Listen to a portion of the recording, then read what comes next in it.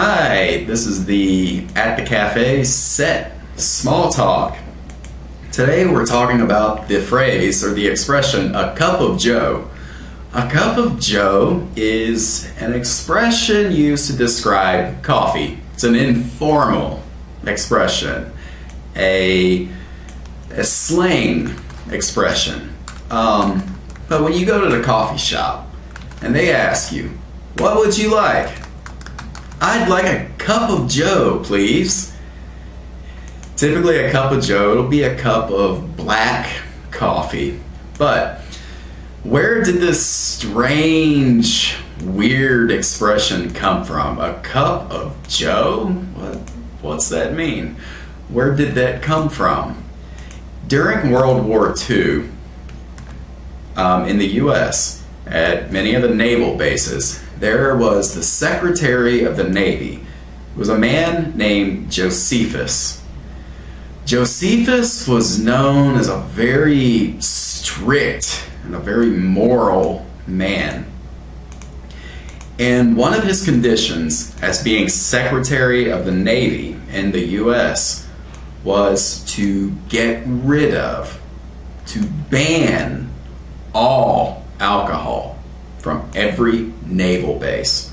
Got rid of all of the alcohol. So there was no beer, no whiskey, nothing for sailors in the US Navy to get drunk with. So,